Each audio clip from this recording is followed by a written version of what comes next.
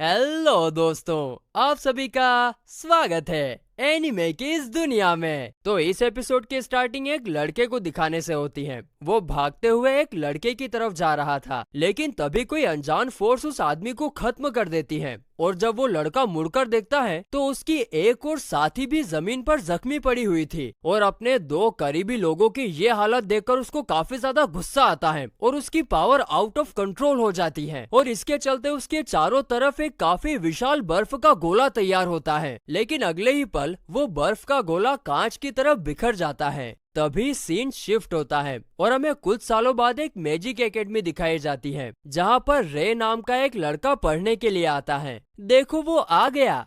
कौन? अरे अपना हीरो। कौन? अरे रे। और जब वो अपने बुक में ऑडिटोरियम का रास्ता ढूंढ रहा था, तभी एक लड़की उससे टकरा जाती है। बहुत लड़कियां टकराएगी देखना अपने हीरो से। ये लड़की नंबर 1 थी, लेकिन इससे पहले कि वो लड़की नीचे गिरती, रे एकदम हीरो के माफिक उसे पकड़ लेता है। तो वहीं रे का हैंडसम चेहरा देखकर वो लड़की, जो एकदम खेमड़ी की तरह दिख रही थी, उसका चेहरा एकदम टमाटर की तरह लाल होने लगता है। और जब वो लड़की रे से उसके बारे में पूछती है, तब पीछे खड़ी उसकी दो सहेलियां बोल पड़ती हैं कि हमने सुना था कि स्कूल में पहली बार कोई ऑर्डिनरी लड़का पढ़ने के लिए आ रहा है, शायद ये वही है। अब ये सुनकर जो लड़की पहले रे के प्यार में गिर गई थी, वो तुरंत पीछे हटकर उसे ऑर्डिनरी कहकर पुकारती है। साले ऑर्डिनरी, बज्जात।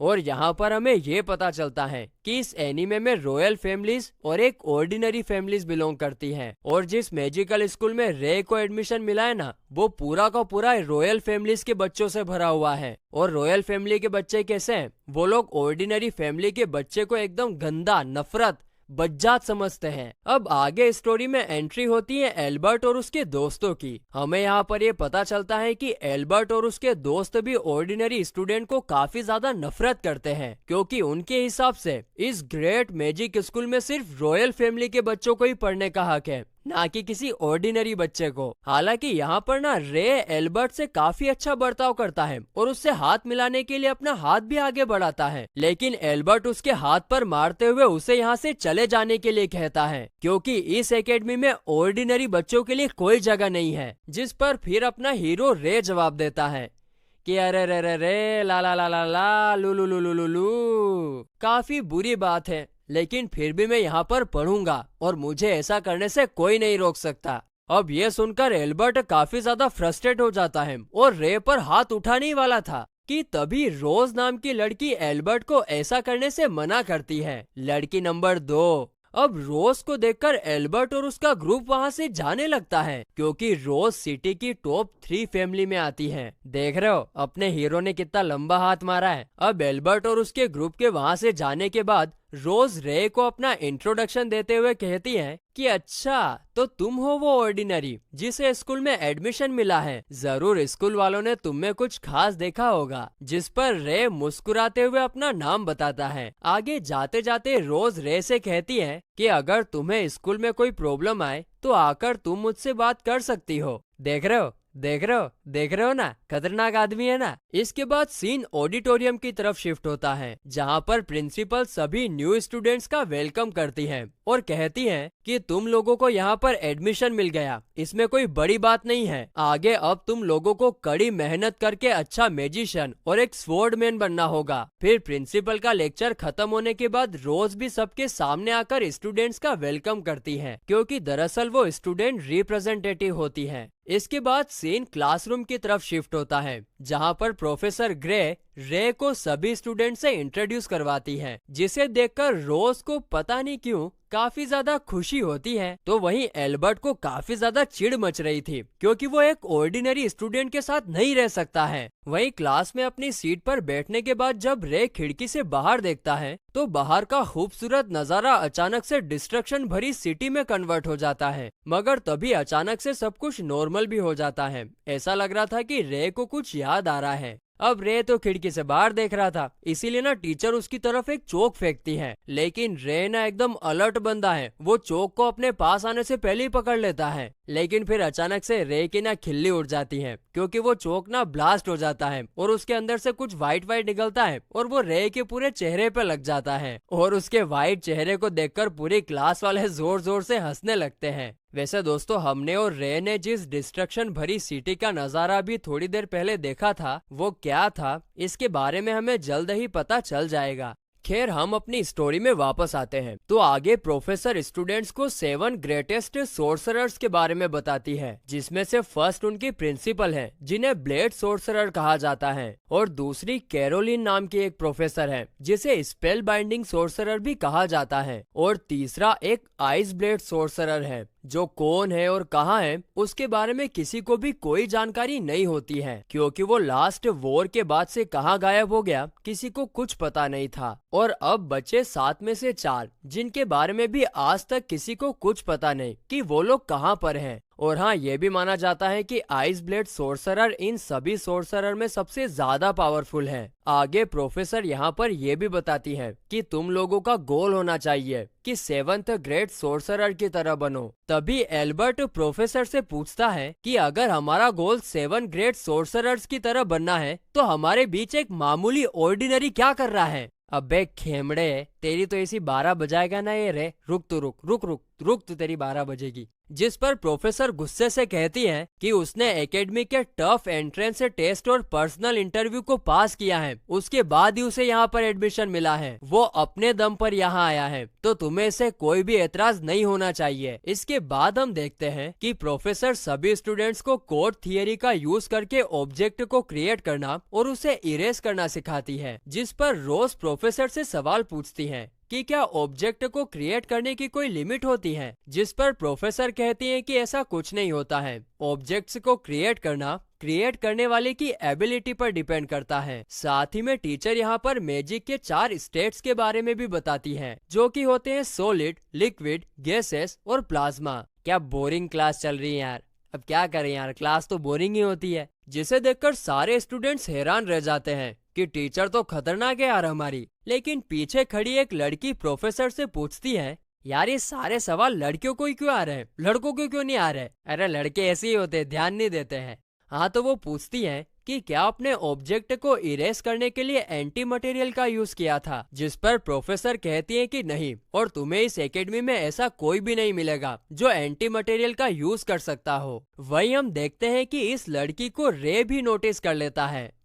लड़की नंबर 3, देख रहे हो देख रहे हो देख रहे हो देख रहे हो कि नहीं देख रहे हो। जिसके बाद सारे स्टूडेंट्स कोड थियरी का यूज करने लगते हैं, लेकिन बेचारा रे यहाँ पर किसी भी ऑब्जेक्ट को ठीक तरीके से क्रिएट नहीं कर पाता है, और उसे देखकर बाकी के स्टूडेंट्स उसके बारे में बुरी बातें करने लगते हैं कि उसने ना जरूर एंट्रेंस टेस्ट में चीटिंग की होगी। और ये सुनकर एल्बर्ट तो और भी ज्यादा फ्रस्ट्रेट होने लगता है। तो वहीं इतनी खराब क्लास फाइनली खत्म होने के बाद जब रे कॉरिडोर से गुजर रहा था, तभी वो उस लड़की को लाइब्रेरी में जाते हुए देखता है जिसने क्लास में एंटी मटेरियल कोड के बारे में पूछा था। रे उस लड़की के पास जाकर उससे बात करता है और खुद को इंट्रोड्यूस करता है। देख लो, मैंने पहले ही कहा था, देख लो ये क्या कर रहा है। आगे वो लड़की भी खुद को इंट्रोड्यूस करते हुए अपना नाम एलिस बताती है। एकदम टोटा है यहाँ ये लड़की, लेकिन इससे ज्यादा टोटा वो रोज है, एकदम शानदार। इसके बाद इन दोनों की बातों से हमें पता चलता है कि एलिस डॉक्टर एमिसवर्थ नाम के रिसर्चर की काफी बड़ी फैन है। वो उन्हीं की तरह बनना चाहती है। आगे एलिस रे से पूछती है कि क्या तुम भी एमिसवर्थ के फैन हो, क्योंकि तुम्हें पता था कि एंटी मटेरियल कोड डॉक्टर एमिसवर्थ ने ही बनाया है। जिस पर रे कहता है कि हाँ, मैं उनका काफी बड़ा फैन हूँ। जिसे सुनकर एलिस काफी ज्यादा खुश होती है।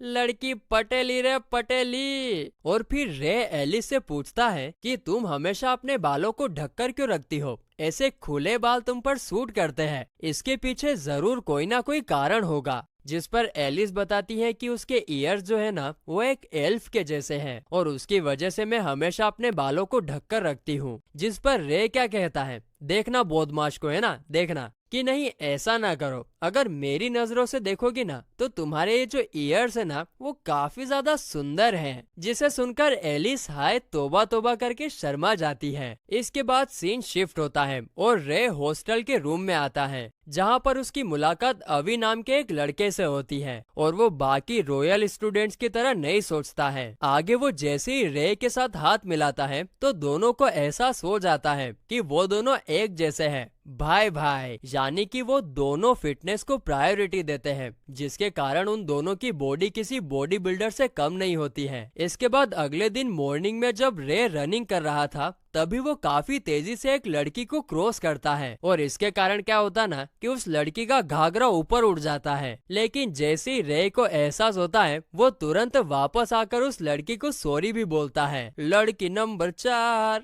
लड़की नंबर 4। आगे हमें पता चलता है कि इस लड़की का नाम रेबेका है, जो कि 3rd ईयर की स्टूडेंट है और ठीक रोज की तरह वो भी टॉप 3 रॉयल फैमिली से बिलोंग करती है। इसके बाद अगले दिन स्कूल जाते हुए अवी रे को रोज की फैमिली और रेबिका की फैमिली के बारे में बताते हुए कहता है कि दोनों ही टॉप 3 फैमिली की तरफ से आती हैं और दोनों काफी इंटेलिजेंट भी हैं। अब ये दोनों बात कर ही रहे थे कि रे अवी को बोलता है कि तुम आगे जाओ, मुझे प्रिंसिपल ने बुलाया है। और जब वो प्रिंसिपल ऑफिस की तरफ जा रहा था, तभी एक लड़की 5वीं है, ये 5वीं, वो काफी तेजी से आकर उससे टकरा जाती है। लेकिन रे अपनी जगह से एक कदम भी नहीं हिलता है, यानी कि भाई लोग ये सच में काफी स्ट्रॉन्ग बंदा है। आगे वो लड़की अपना नाम क्लेरिस बताती है और वो भी एक रॉयल फैमिली से ही बिलोंग करती है। हाँ, लेकिन उसकी फैमिली स्टेटस के बारे में ज्यादा लोगों को पता नहीं होता है। यहाँ पर रे क्लेरिस को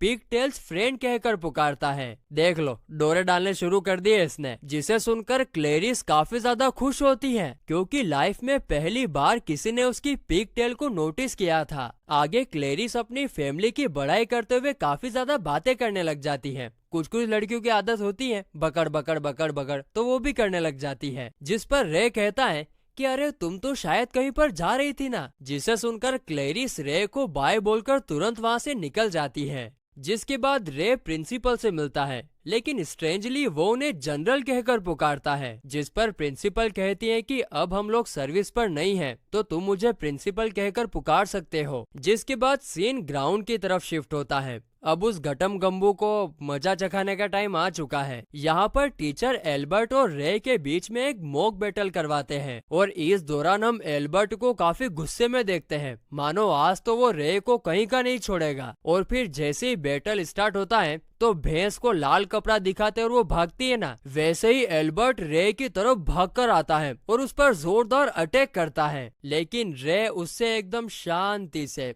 काफी आसानी से बचकर उससे कहता है कि मिस्टर एल्बर्ट, लगता है कि आपको और प्रैक्टिस करने की जरूरत है। यह सुनकर तो एल्बर्ट आंख बबूला हो जाता है और वो एक बार फिर रे पर अटैक करने के लिए आगे बढ़ता है और इस बार तो रे एक ही झटके में उसकी स्वॉर्ड के टुकड़े टुकड़े कर देता है और इसी के साथ उसकी इज्जत के भी टुकड़े टुकड़े हो जाते हैं। और ये सब प्रिंसिपल दूर से देख रही थी। वो कहती है कि मुझे अच्छा लगा कि तुम अपनी स्टूडेंट लाइफ को एंजॉय कर रहे हो। साथ ही में वो रे को आइस ब्लेड सोर्सरर कहकर पुकारती है। जिसके साथ ही ये एपिसोड यहीं पर खत्म होता है।